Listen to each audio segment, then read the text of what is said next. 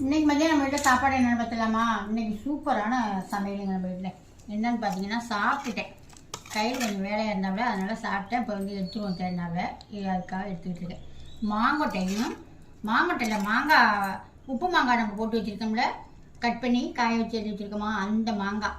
இதுலேயே நம்ம சாம்பார் மாங்காய் தனியாக கொடுக்குறோம். அப்புறம் அடமாங்காவும் நம்மள்கிட்ட தனியாக இருக்குது. இந்த மாதிரி பூண்டு விட்டு போட்டு இதில் நான் ஒரு முருங்கைக்காயும் போட்டிருக்கேன். அருமையாக தேன் மாதிரி. இதெல்லாம் இப்போ தேடாதுங்க. நல்லா மழை பெஞ்சிக்கிட்டு இருக்கலாம். இந்த மாதிரி குழம்பு ஊற்றி சாப்பிட்டுக்கிட்டே இருக்கலாம். ஜம்முன்னு நல்லாயிருக்கும்.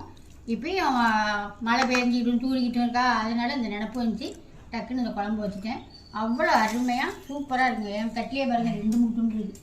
நல்லா உருவி நல்லா அருமையாக இருக்குது. நம்ம வெந்நீரில் ஊற வச்சோம்னா தான் இந்த மாதிரி வரும். நல்லா நான் சரக்காக காய்ஞ்சிருக்கும். நீங்கள் 1 வருஷம் இல்லைங்க, 2-3 வருஷம் கூட இதை வச்சுக்கலாம். வேஸ்ட்டே ஆகாது, கெட்டும் போகாது. நல்லா உப்பில் போட்டு வச்சுருக்கோமா, நம்ம வெந்நீரில் போடையில் நல்லா ஊறுது மெதுன்னு இருக்கும்.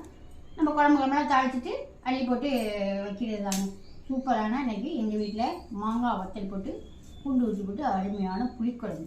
அதுக்கு தொட்டுக்க பார்த்தீங்கன்னா வெண்டைக்காய் பொரியல், அப்புறம் தாளித்த நார்த்தங்காய், கெட்டியான தயிர். இவ்வளோ தாங்க எங்கள் வீட்டில் சாப்பாடு. உங்கள் வீட்டில் என்ன சாப்பாடு கம்மாடி சொல்லுங்கள். அடுத்த வீடியோவில் பார்ப்போம். பாய்.